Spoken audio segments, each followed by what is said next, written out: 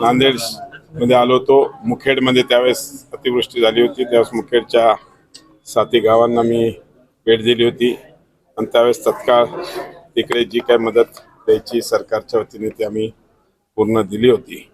पण काल आज सकाळी ॲक्च्युली कालपेक्षा काल रात्री आणि आज सकाळी पुन्हा एकदा अतिवृष्टी झाली. मला सकाळी इकडून फोन आले. माझं कलेक्टर साहेबांशी, CO मॅडमशी, SP साहेबांशी आणि महापालिकेच्या आयुक्तांशी चौघांशी मी दिवसभरात बरेच वेळेस बोललो.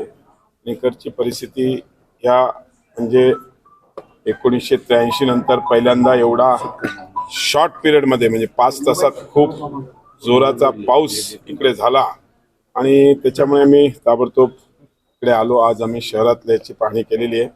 उद्या सकाळी ग्रामीण भागामध्ये नायगाव, धर्माबाद आणि नरसी आणि अजून एक कुठलं गाव उमरी अशा 4 गावांना जिकडे अतिवृष्टी झालेली आहे त्या भागाला व्हिजिट करणार आहोत. तिकडून व्हिजिट करून आल्यावर जसं आम्ही आता आज ऑलरेडी सांगितलं की तत्काळ सगळे पंचनामे करायला सांगितले पाहिजे. शहरामध्ये पण सगळीकडे जिकडे जिकडे घरात पाणी शिरलंय आणि ज्या घरात पाणी शिरलं असेल त्यांना NDRFच्या माध्यमातून 10,000ची मदत मिळते ते आम्ही नक्कीच देऊ. काही जणांनी मागणी जास्त द्यावी त्याचाही नक्कीच सरकारच्या माध्यमातून आणि सरकार ह्या सगळ्या अतिवृष्टीच्या ज्यांना कोणाला नुकसान झालं त्यांच्या पाठीमागे खंबीरपणे उभा राहील.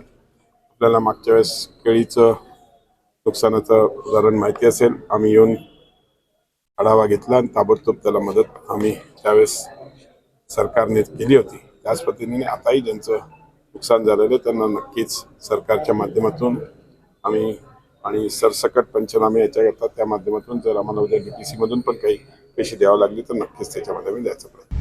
आता isakal.com आहे देशातील नंबर 1 ची मराठी न्यूज वेबसाईट.